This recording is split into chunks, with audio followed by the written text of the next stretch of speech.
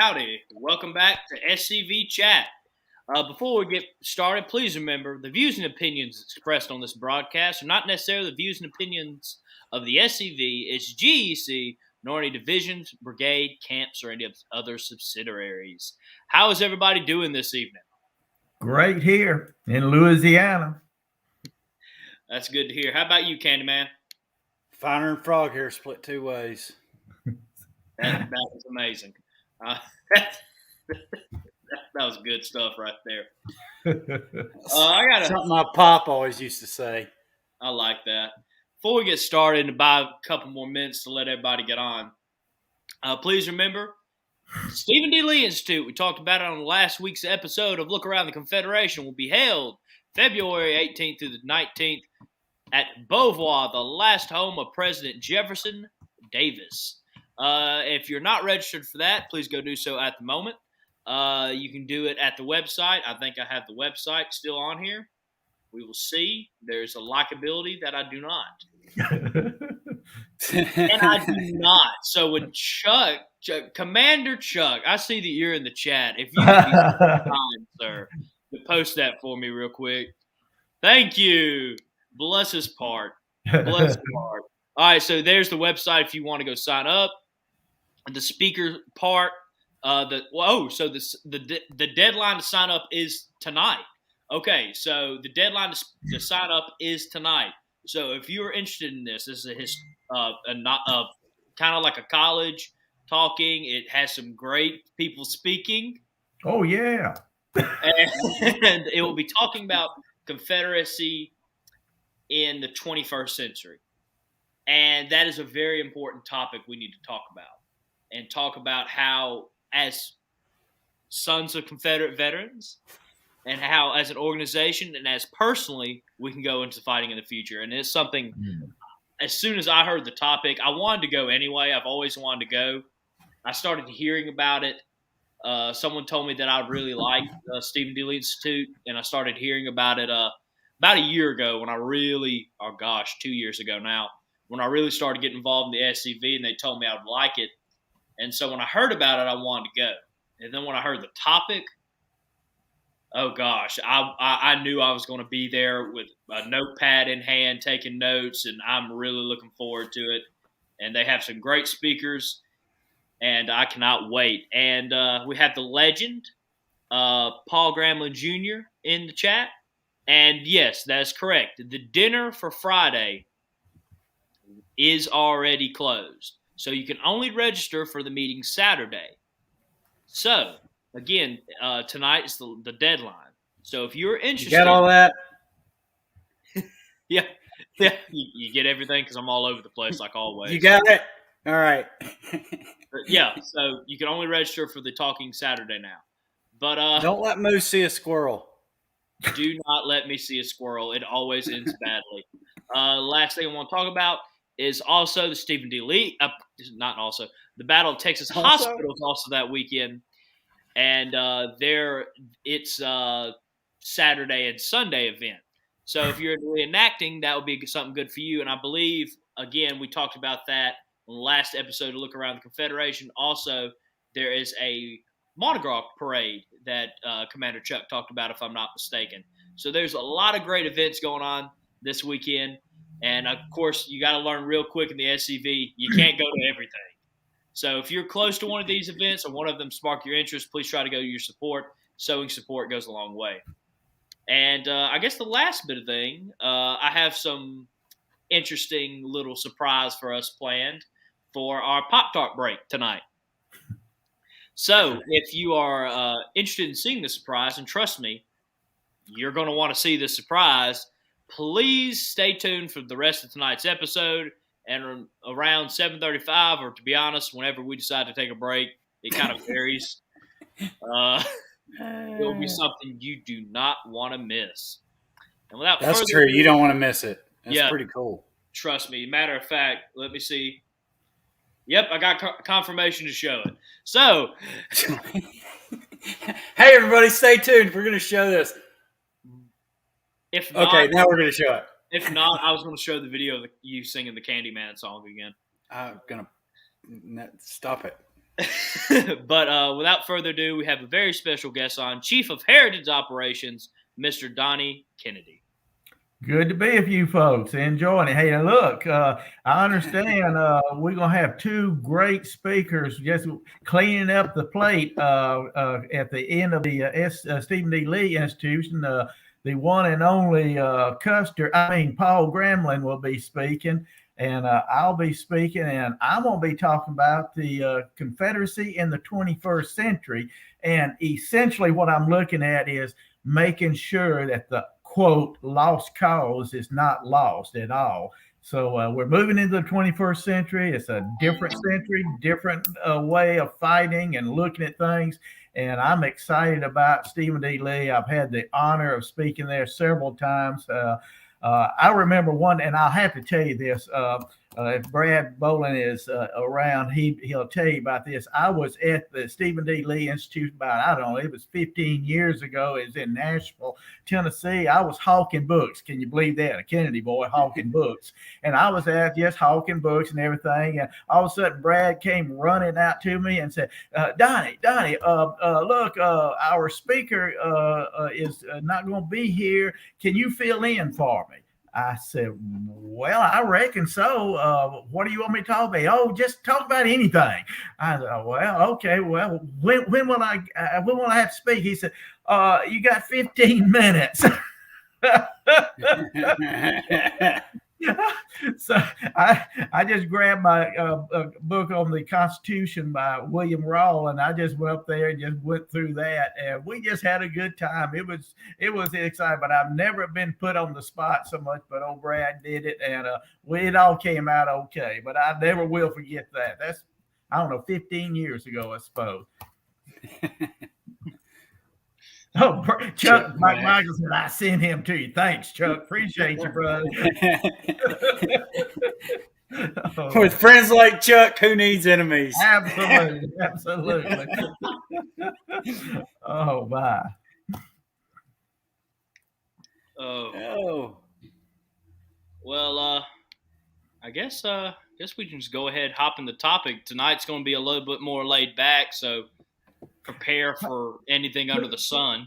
Before you jump in there, could I make, as Chief of Heritage Operation, I got two quick announcements I'd like to make for our SCV members out there. Listen, I just got off the internet from, I got picked up an email from the Georgia folks, and seems like, Governor, this is all according to what I see on the internet in the last hour. I haven't had time to do any detailed study, but it appears that Governor Kemp in Georgia is trying to pretty well eliminate all Confederate holidays in Georgia, and they've got a bill in the House. I think it's House Bill 868 that's in the Georgia House, which essentially will cancel everything Confederate. Georgia folks, get on the phone, email, call them up, go to their office, knock on their door, and let them know that we do not want to be part of this council culture that the neo-Marxists are pushing, and Georgia should not be part of this. So SCV folks, get your friends, get your neighbors, go after these scallywags that are doing this. And it's not just the Democrats, folks. Half of these people are Republicans who are just kowtowing to the doggone neo-Marxist left-wing rabble. And if we don't watch it, we're going to have all of our liberties canceled, just like that so-called prime minister in Canada is trying to do to the Canadians right now. And also in, I believe in Alabama, you have a situation where the Alabama has a Senate bill 163 that's trying to be pushed to the legislature that will remove Robert E. Lee's celebration and put it around, I believe, in October. The Alabama SCV is opposed to this. I just got off the phone to Carl and Carl Jones, and he said that they definitely are working against that. And again, SCV folks in Alabama, get busy. You cannot sit on your hands at times like this. You need to be active. Now, while I'm saying this, let me remind you, I've said so many times in so many of my columns, forward the colors, An ounce of prevention is worth a pound of cure. If every SCV camp in Georgia, Alabama, Louisiana, Texas, wherever, if every SCV camp would be busy distributing these Southern defenders that we have, buying radio ads, putting information on your social media. Every time you clean a cemetery, be sure that the media knows who's doing this and why it's being done. Put it on your social media, spread it everywhere. Send letters out to your elected officials telling them what you're doing and why you're doing it. Tell to civic organizations. We will increase our impact, and we will let people know that we're out there, and politicians pay attention to this. Right now, we've got Republican scallywags from Mississippi, Georgia, all across the South who will jump on the bandwagon with the neo-Marxist rabble and attack our heritage. And it's all because they don't even know we're out there, folks. We've got to make our presence known. Sorry about preaching, and I know I'm preaching to the choir, but sometimes the choir needs to be given a little pumping up. And go get them, Georgia. Go get them, Alabama. Amen. I got a lot of family down in Georgia. I have to give them a call this evening.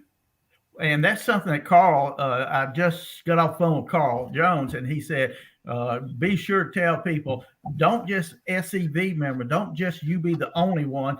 Call your mother, your father, your sister-in-law, brother-in-law, whomever, your next door neighbor. Tell them, call this legislator, or email. Here's the email, and I'm sure both Georgia and the Alabama division will provide that information. So get that information out, and let's knock the heck out of these people. We've got to increase our footprint and our social footprint and our political footprint, or we will lose everything. So we've got to get busy. And as I've said so many times, cleaning cemeteries is a worthy project. Polishing tombstones, a worthy project. Putting up new flags is a worthy project. Things that we must do, but we've got to give those things a voice. We've got to let people know why that cemetery was clean and why it is important. We got to let them know what that Confederate flag stands for and why.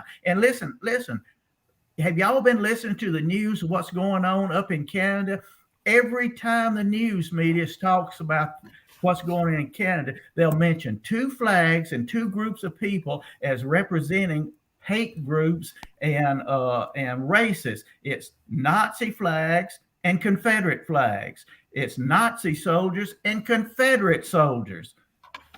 Listen, folks, if we don't get out there and tell the world what a fool these people are for saying that and give our side of the story, all the world will ever hear is that Confederacy equals Nazism. Now, listen, we've got to tell our side of the story. And it's not just the left-wing idiots that's doing it. Tucker Carlson, I heard him say the same thing every night, night after night. Nazi and Confederate flags being flying. Now, he doesn't say the Confederate flag is a Nazi flag, but he puts the two together in the same speech about racism and everything. So we're sullied by association with the Nazi, and nobody in the SCV has been asked to give our side of the story. And that's another problem we're going to have to deal with. And you can't deal with it doing business as we've been doing for the last 50 years, folks. We've got to do something different. Sorry about preaching again. Let's talk about man, I love it. I love it. I love it.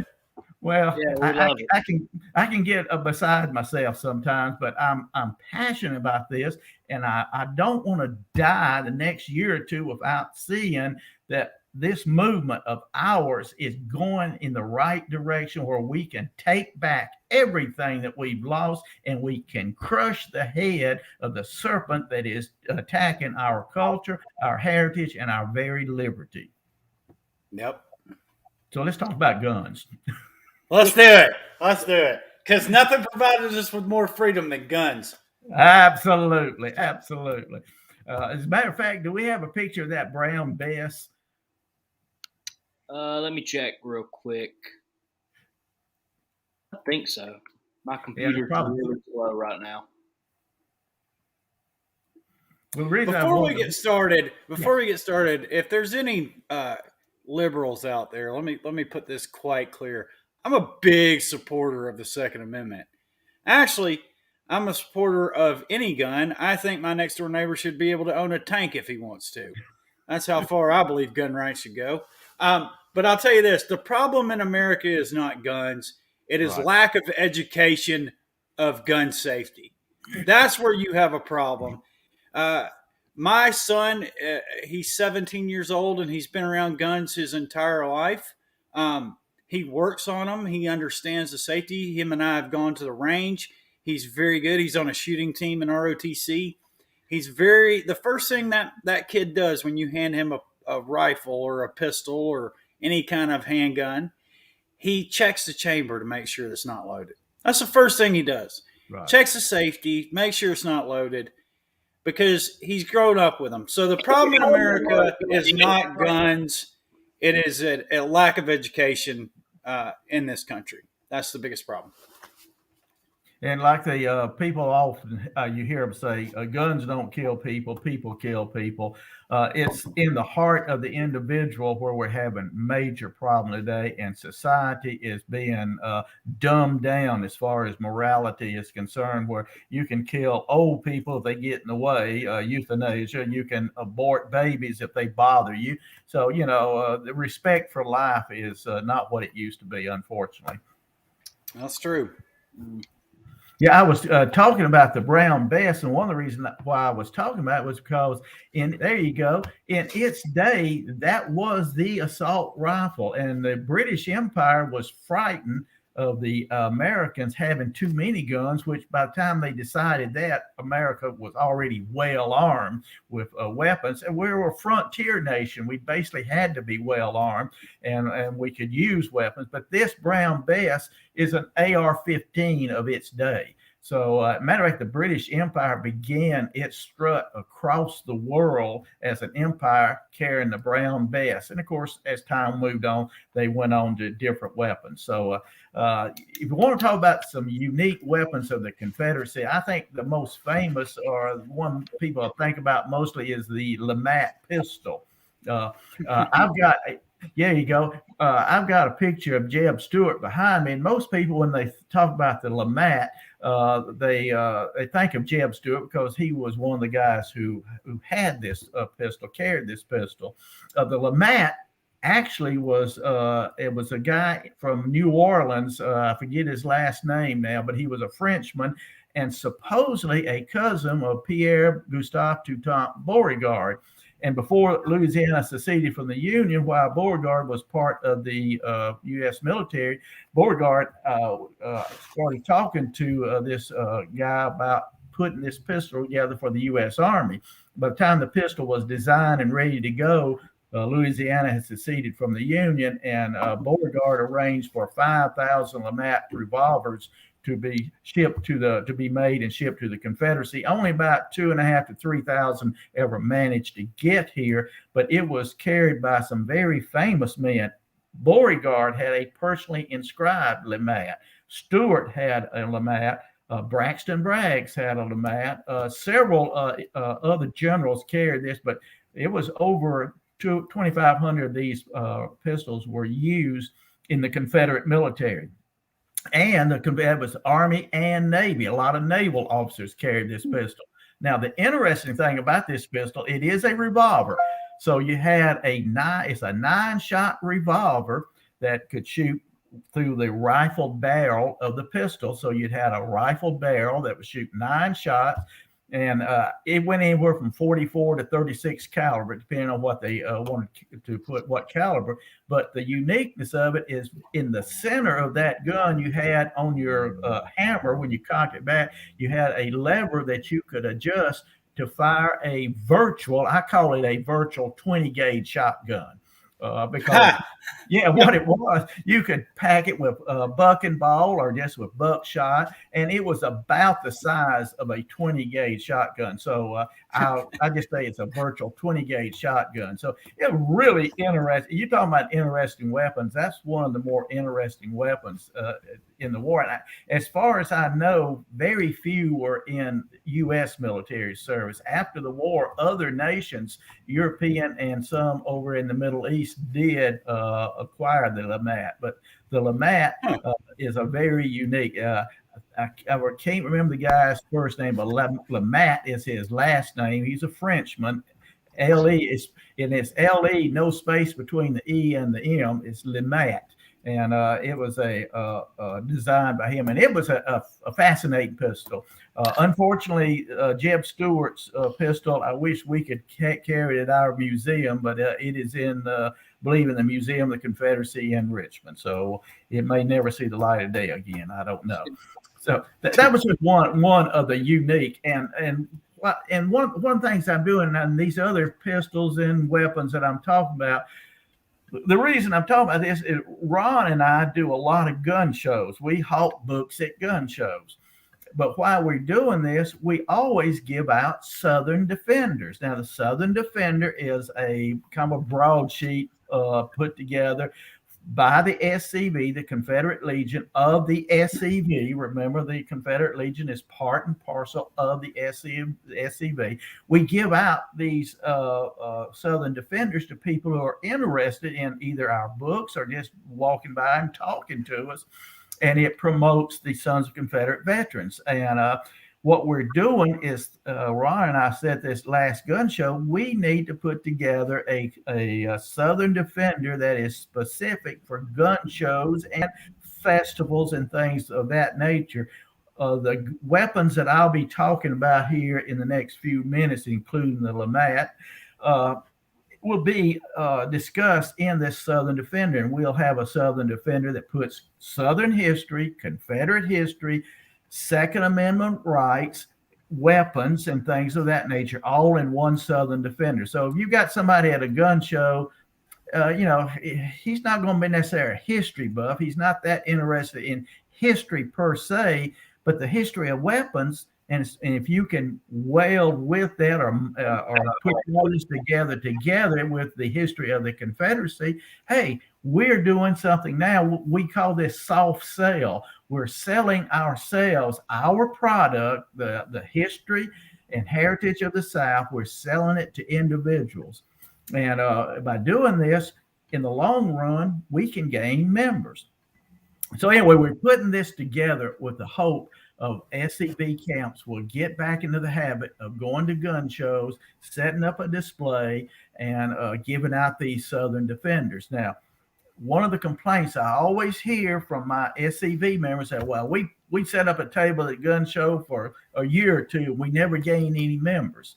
Well, I'm sorry you didn't gain members, but listen, we are in the business of selling our product. Our product is respect for Southern history and Southern heritage. Your SCV table is just a means of getting that information out to your fellow Southerners in that area.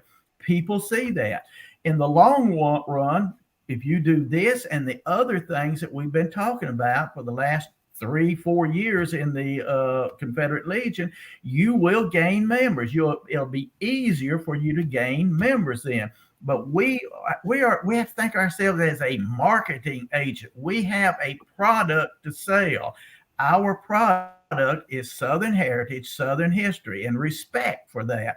And we've got to get this information out to John Q. Public. And gun shows and giving out Southern Defenders is just one way you do that, and you will gain members. Now, Ron and I at the gun show we were just recently at in Alexandria, Louisiana, we spoke to at least 6 people who were interested in wanting to join the SCV.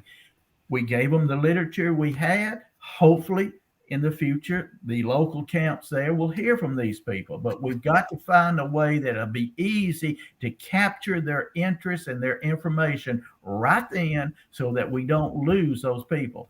One of the most basic things in salesmanship, and I'll shut up in this booth. One of the most basic things in salesmanship, folks, is to close the deal while the individual is excited and really on fire about the product. Don't let him go home and cool off. You'll lose him. Mhm. 9 times out of 10, you've got to seal the deal at the point when they're most interested. And at a gun show, when you're talking to these people, especially if you're giving out these Southern defenders like we're talking about that are related to Second Amendment issues and weapons, that person will be hot to join up. We need a way to capture that information, capture that individual, and then get it to the local camps, and the local camps need to follow up on it. So anyway, that's one of the things that I So, Donnie, we got a question. I had a question from for Ray you. Phelps. Where can I get the Southern Defenders so I can give them out up here where I live? All right, great. Where does he live in? Just out of curiosity. He's up in Upper Dixie. Oh, Upper Dixie. Ooh. Okay. Listen, Ooh. all you have to do is if you go online to Make Dixie Great Again, you should be able to see Victory Flags or More and contact them. Victory Flags or More, that's Ray Shores. That's in Flora, Mississippi. That's where we do our commander's comment, where we do all our videos and things there. They print all that up for us there, and you can order through them. And Ray does not make a huge profit on this. He does this bare bones because he's one of us. He's an SCV member, and we will get those to you. And usually, here's the rate. Usually, of course, hey, look, inflation going on.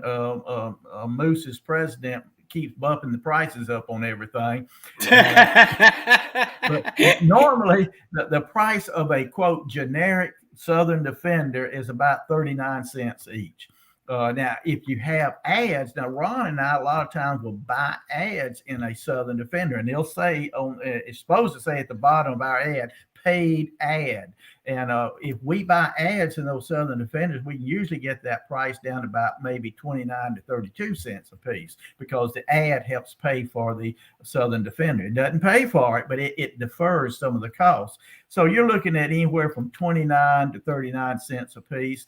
And what we're asking, especially if we get these, we got the articles written, we've got the photographs ready. When we get this Southern Defender put together for the gun shows, we're hoping each camp will buy maybe 100 each and give them out at gun shows and talk to people. You can use it at festivals, especially a lot of times you have festivals, you have men going around with their wives, and they say, I need something different, and they'll see you over there with a table display of all kind of maybe books, flags, literature. You can give out these Southern Defenders there, and you'll promote our cause. So look at, now you see go across there now the screen, Flags or More, right there, Victory Flags or More, and they will be glad to help you out there. So by all means, get in touch with them.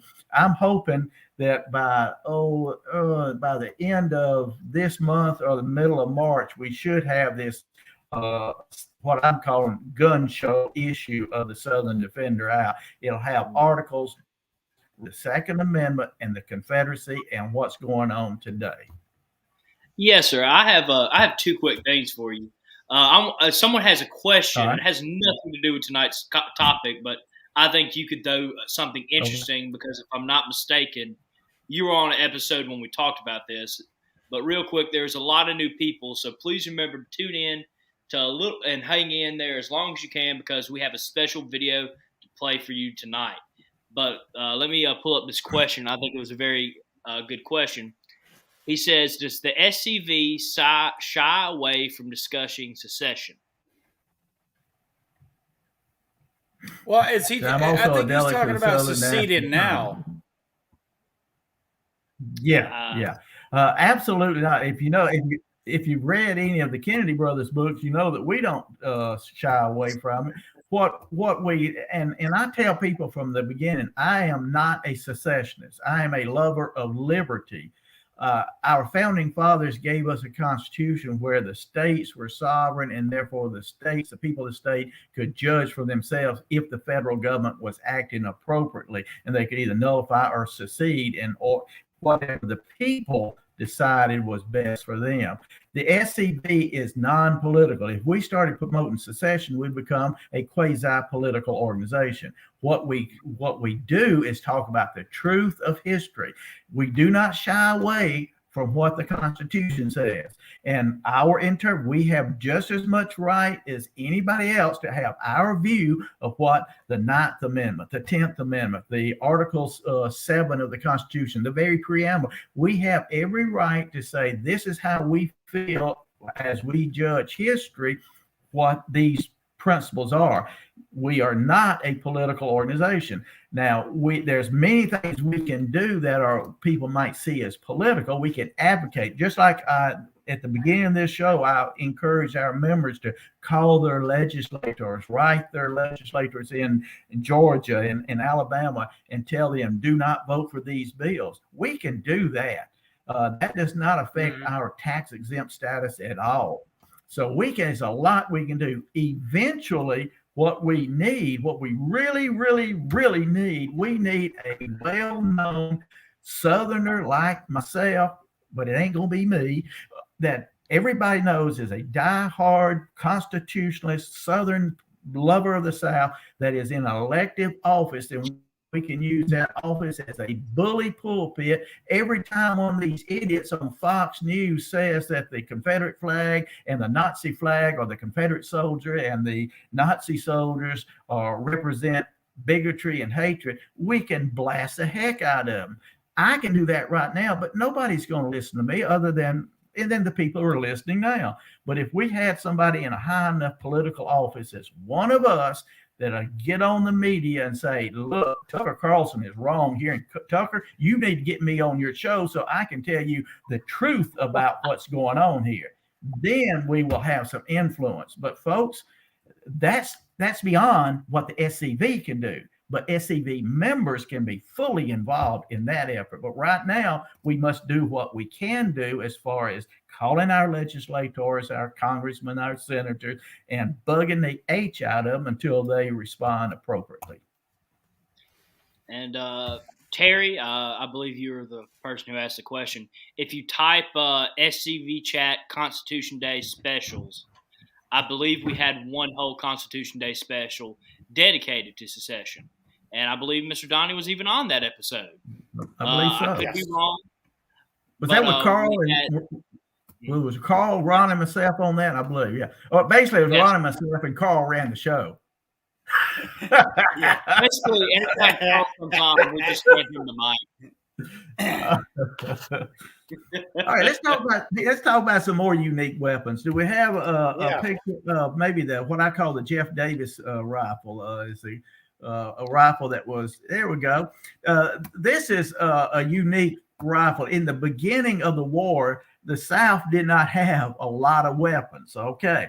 But what we did have was well-armed citizens, and well-armed citizens had squirrel rifles. They had deer rifles. They had weapons that they used to defend their home, but most of them were flintlock, what we call Kentucky rifle. Actually, it was a Pennsylvania rifle that was made famous by the Kentuckians, but it was a rifle, musket, and most of the time flintlock. Well, when the war came along, and gentlemen, I wished I could remember. I read too much. I can't remember exactly where I got this information, but I remember reading that Jefferson Davis recommended taking these weapons, converting them from flintlock to percussion, which is a more modern way of firing the weapons, much more efficient. And also go back to, let's see, we got a picture of the bayonet and the rifle, the end of the rifle. Yeah. Yes. He also wanted to take that octagon barrel. It's hard to see here, but where that stock ends, that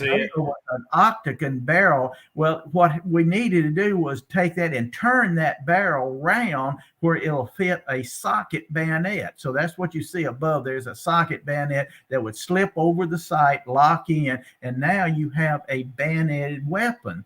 And also, you'll notice under the rod, not the cleaning rod, but the ramrod, there's utility devices there to put a shoulder strap on there. So they would convert it to percussion, they would turn it to accept a bayonet, and then they would put shoulder hardware for shoulder strap to carry the weapon. And they were converting squirrel guns into rifles to hunt not squirrels, but hunt invading Yankees.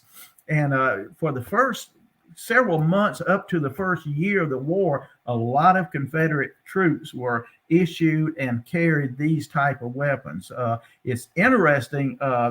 Jefferson Davis mentions that one of the first battles that was fought in Missouri before Missouri seceded from the Union was up around St. Louis, where the radical socialists and Yankee rabble had poured into St. Louis and pretty well took over St. Louis. Well, they had a functioning military where the militia in Virginia outnumbered the Yankees, but unfortunately, most of the soldiers were equipped with what he called fowling pieces, just hunting rifles, and a lot of them went into battle unarmed. They would pick up a weapon that was dropped. And they almost defeated those well-armed Yankees with these homemade weapons.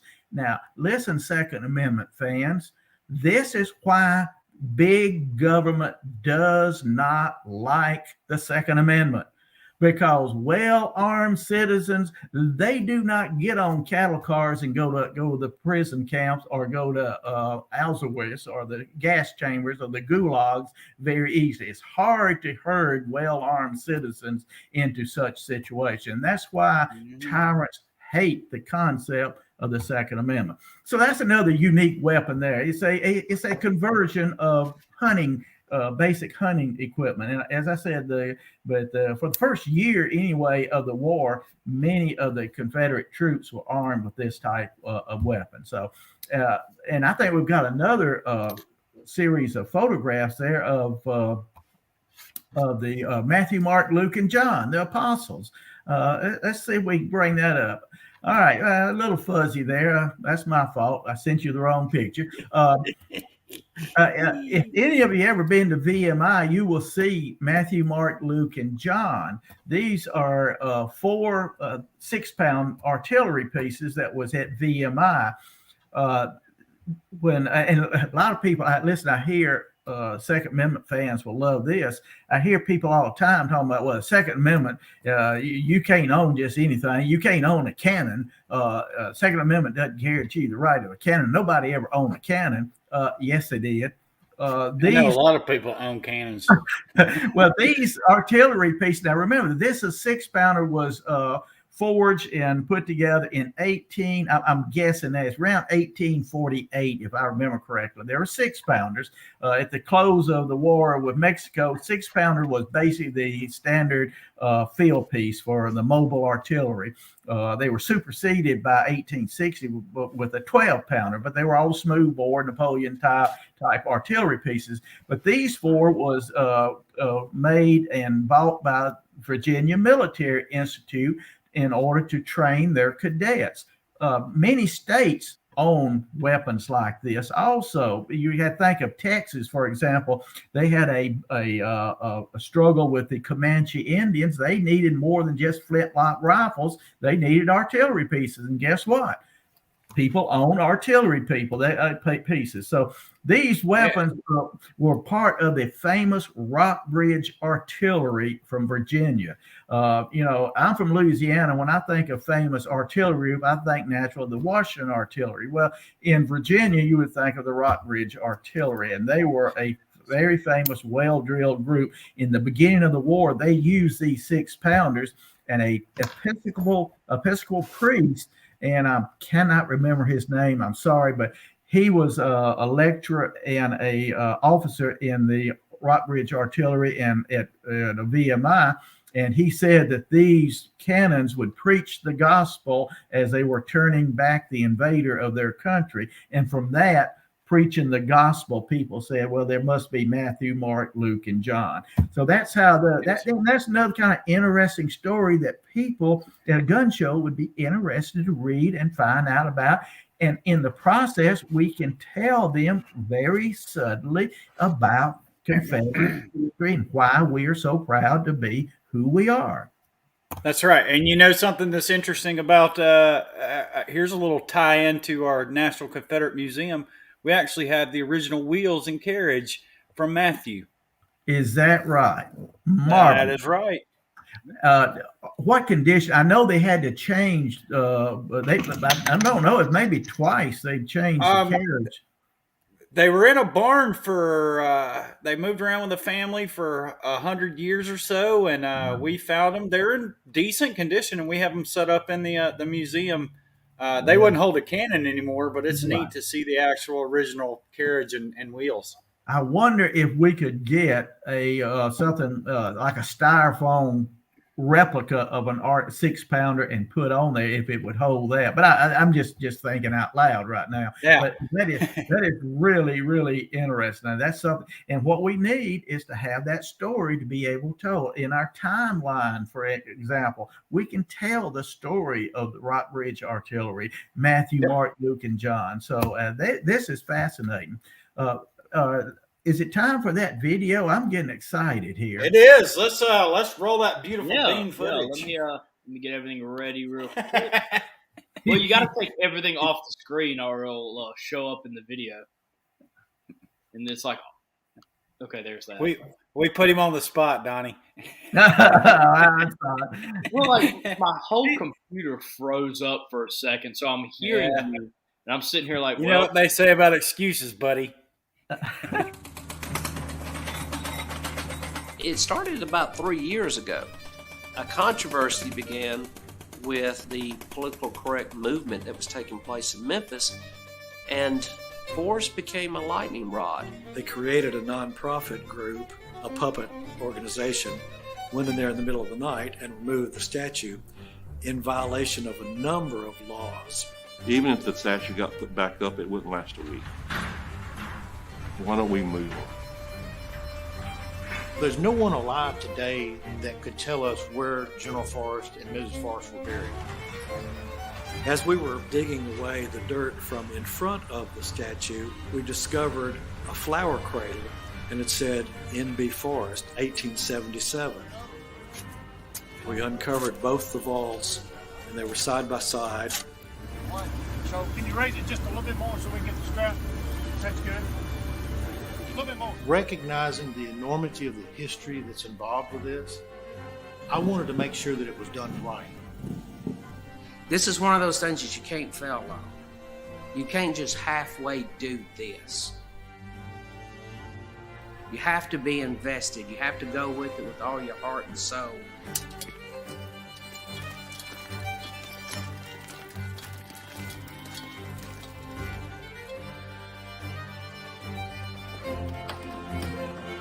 We're here to remember a hero, not just of the South, but an American warrior. The line is drawn now. This is not just an attack on Confederate or Southern history. It's an attack on American history.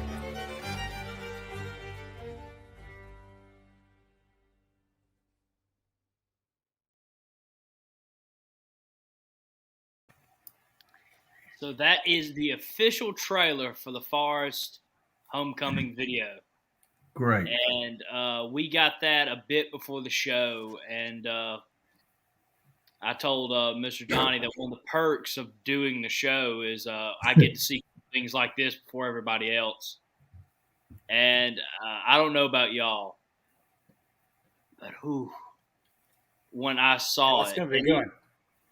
Even seeing it like again in the same hour, I got goosebumps, and hearing it and seeing it all again. And I mean, it takes my breath away. Like, you hear about these moments that will steal breath out of arenas, that will make your hair stand up on your arms or in the back of your neck, and you get goosebumps, and you just know you're watching something special. Matt's laughing at me, but that's how I. No, I'm not. I'm not laughing at you. I'm laughing at a comment. He knows who it is. It's a private joke. It's an inside joke. I thought you were laughing at this comment because I had something completely. Yeah, this guy, no build up at all. Just hey, here's the completed forest clip.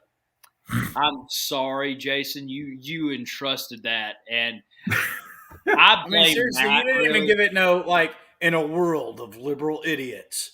I blame Matt, really. Matt was like, you put him on the spot, he's going to do something. And I just clicked on the video. Then as soon as it started playing, I was like, no, this is the moment y'all have been waiting for. No, now this is something you're all going to love. Nope, right in there.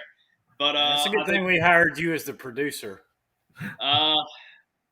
This show would be a lot better if y'all hired me. But yeah, if I could turn back time and be there again. Pay you in peanuts. Yeah, but I mean, just seeing that video and knowing that soon I can relive this over and over again, and just to know, like when it was happening, I know what we were doing, but seeing it now in a video, it was like Forrest and his wife are home. And they're at a place that they'll be respected and honored, and their real history of their lives will be taught. And for me, that means everything. And I know for everybody that watches this show, that means everything. But I didn't really feel that we had accomplished that when it happened. I was there mourning a great hero and soaking in the moment that I am at a Confederate general funeral.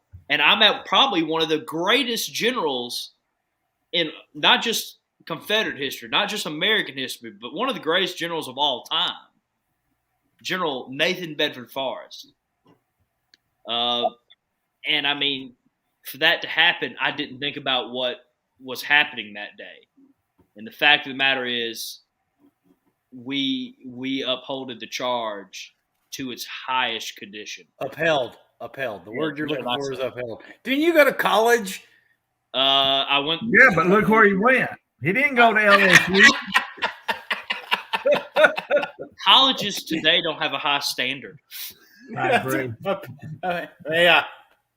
I have more respect for someone graduating from the Truckers Academy than I do for most college graduates nowadays. Yeah, me too. Amen. I got more education out of my friends in the SCV. But I asked my son, I said, where do you want to go to school? He said, welding school. I said, you're smarter than every kid I know. Absolutely. Yeah. It could be worse. He could be want a school teacher and be a history school teacher at that. Mississippi. Well, I'll be. Oh gosh, should have stayed in the farming industry. But Jason said, our lieutenant commander in chief said, it's still coming together. It's still several weeks away from being completed. This was just a trailer, again, like the big movie. We had the teaser a while ago, and we played it a good bit, and we'll be playing this a good bit. But this is the full trailer, just to get everybody excited and to know that this is coming very shortly, and we will have this stuff in our hands. Great. Hey, could we get back to our guns right quick? Yeah, let's get back to it. Because I do want to talk a little bit about now. I don't know if you've got a picture of the book Nullifying Gun Control, but yes, sir. Okay, well, Ron did a book on nullifying gun control. There you go. Well, this and I love the way that picture jumps out at you. You want to duck when you see it. But anyway, we put this book on our table with SCV literature at gun shows. And the idea is you have people coming by, they're at a gun show, they see something about a gun, they stop, and you get to engage them in conversation. You know, at the gun show that we were at recently, I think we sold, half a dozen or so of these books. Not a big seller, but it was a conversation piece. And this book right here, it dovetails in from the Second Amendment into the 10th Amendment, into the 9th Amendment, into constitutional issues. And so we can show gun enthusiasts, Second Amendment people, that their fight and our fight is the same fight. It's a fight for the right to control our own lives against a tyrannical government. It all dovetails in together. And I want to show you this because this is just one of the ways we can kind of start building and connecting relationships with other groups of people outside of the SCV. Ron has another book called Be Ye Separate. And if you know your Bible, that comes from the Bible.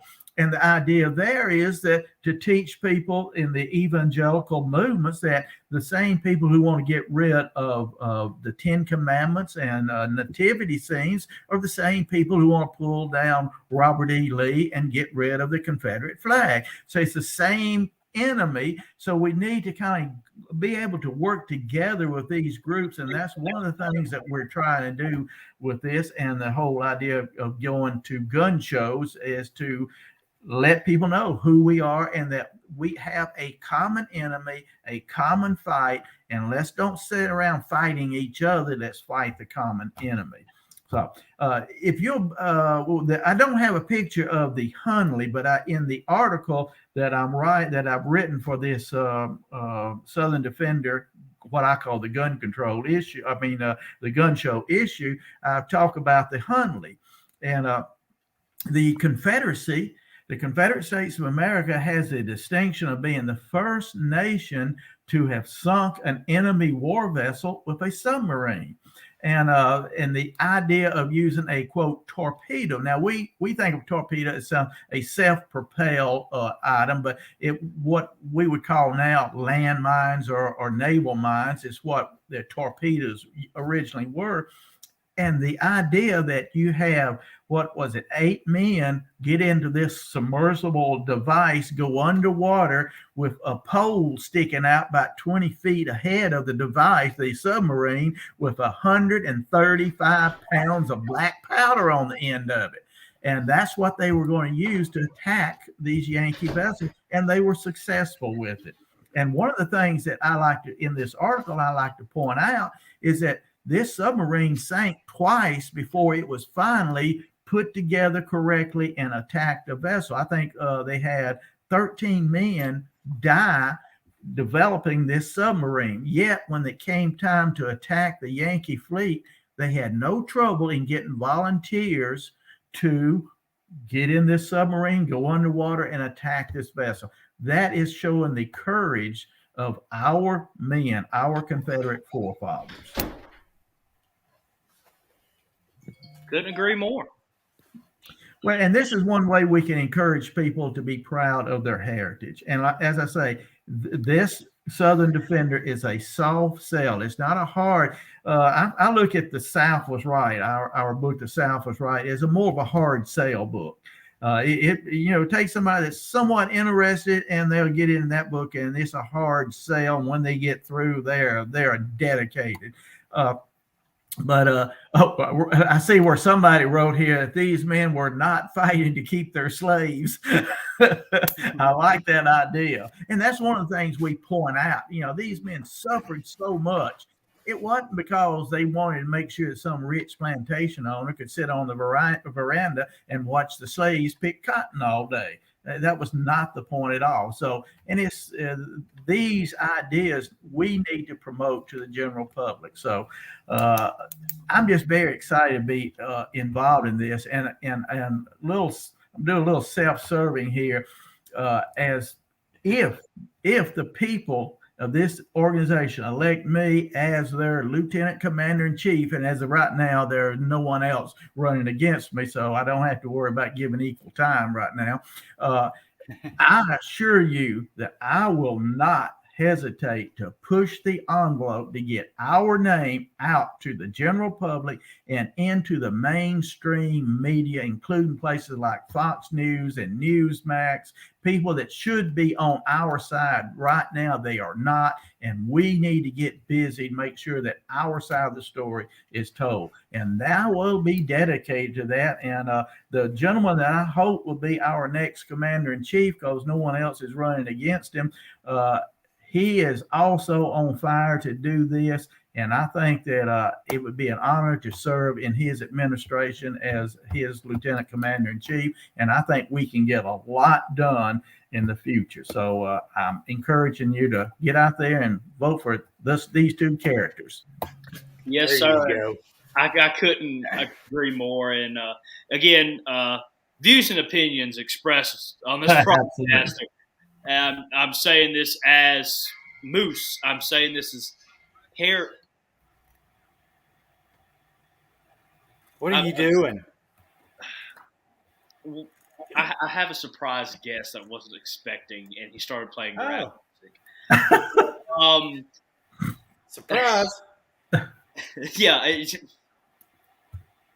So what I was saying is as me as Harrison, me as Moose, I cannot agree more, and I cannot think of anybody else that would be the right person right now to lead this organization into a bigger and brighter future. And I am full on supporting Jason, and I'm full on supporting you. And I cannot wait to see the great things y'all could do in these positions that y'all are, of course, running for. Well, I'm going to tell you what. As an employee of the SCV, I can't endorse you, but I wish you the best of luck. Thank you. Whoever wins in these elections, I will support fully at my job on the SCV staff. Well, I'm going to tell you something. We will be building on what other great leaders in our organization have done. And I can't say enough for Paul Grambling, Commander Grambling, getting this ball rolling. I cannot say enough in thanking our current commander-in-chief for being so willing to put up with me another 2 years and allowing me this platform. And not only is he a great commander-in-chief, but he's turned into be a really good friend, and I appreciate him so much. Now, Donnie, here's one thing I can endorse, and that's a legend. He's running for past CIC again. I fully endorse Paul to run. I support this 100%. I don't think anybody's running against you, so I think you're going to get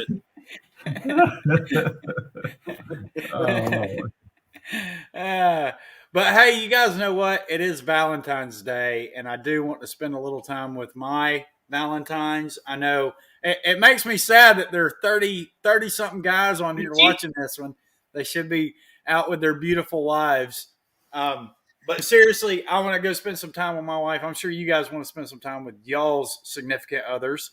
I enjoy spending time with my wife, but make sure you guys tell your wives happy Valentine's Day. And wives, tell your husbands happy Valentine's Day. We deserve some love too.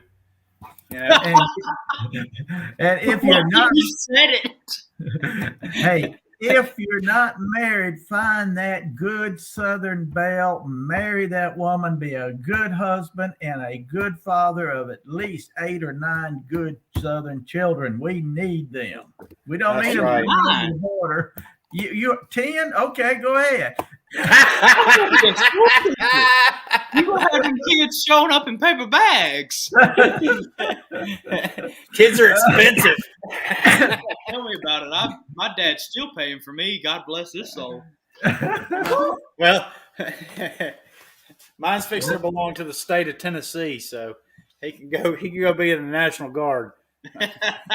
But we got a good. Let me plug our Thursday show. We either have a good show planned or we have an interesting show planned. Either way, it's going to one go. of the two. I'm going to try to get us a guest out of safety for some of the viewers. Matt knows what I'm talking about. It's an inside joke between us. But anyway, look around the Confederation. We'll at least be covering some news. Hopefully have a guest. I don't know yet. We do have a guest next week. But we have a very special episode of SCV Chat next Monday, but I'll talk about that later on Thursday. But yeah, please tune in for our episode of Look Around the Confederation Thursday at 7 p.m. Confederate Standard Time. And of course, let's all thank our special guest, Chief of Heritage Operations, Mr. Donnie Kennedy, for coming on. Thanks, tonight. Donnie. And as always, delivering a great show and always making a lot of great points. And so, again, people, remember to do your things in Georgia. Donnie, Yes, get on. Yes. Call your family in Georgia. Call your friends in Georgia. Alabama and also. Alabama also, and get these people to speak up, because it's going to take more than just FCV members doing this. It's going to take people in the state of Georgia that are sympathetic to our cause, which a lot of our family members are. So let's get out there and start beating down the doors and calling the phones and hitting up the email chains. And let's remember, folks, an ounce of prevention is worth a pound of cure. We've got to get busy on these Confederate counterattacks at the camp level. We've got to do it. Amen. Yes, sir. All right. Good night, y'all. All right. Well, Rev Frop, no Fumar in the elevator. Golly. No Fumar in the elevator, Rev Frop. Happy Valentine's Day. Happy Valentine.